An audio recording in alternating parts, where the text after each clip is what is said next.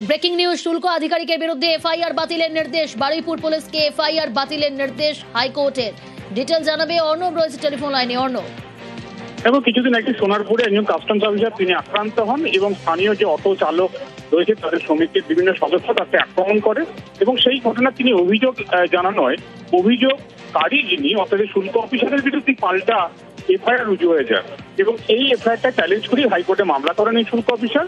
আজকে সব পক্ষের বয়ান বা সওয়াল ও নথি সবগুলি খতিয়ে দেখার পর বিচারপতি শুভ্রা ঘোষ দুটি নির্দিষ্ট করে শুল্ক অফিসারের বিরুদ্ধে যে এফআইআর করা হয়েছে সোনারপুর থানায় সেই এফআইআরটা কার্যত ধর্তব্যযোগ্য নয় এবং কার্যত নানা রকমের ছলচাতুরি বা বিভিন্ন ভুলের ওপর দাঁড়িয়ে এই এফআইআর। কাজে এই এফআইআর হাইকোর্ট খারিজ করার নির্দেশ দেয়।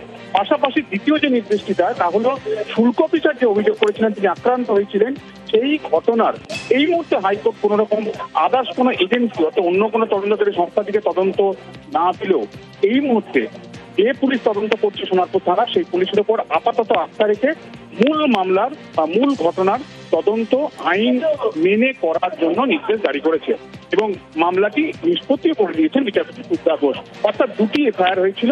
শুল্ক অফিসার আক্রান্ত হওয়ার ঘটনার যে এফআইআর, প্রথম এফআইআর, সেই এফআইআর আইন মেনে এবার বারুইপুর পুলিশকে তদন্ত করতে নির্দেশ দিল কলকাতা হাইকোর্ট এবং আক্রান্ত বা অভিযোগকারীর বিরুদ্ধে হওয়া এফআইআর মিথ্যা ছিল এই প্রাথমিক মান্যতা খুঁজে পাওয়ার পর সেটিকে খারিজ করে যায় আদালত।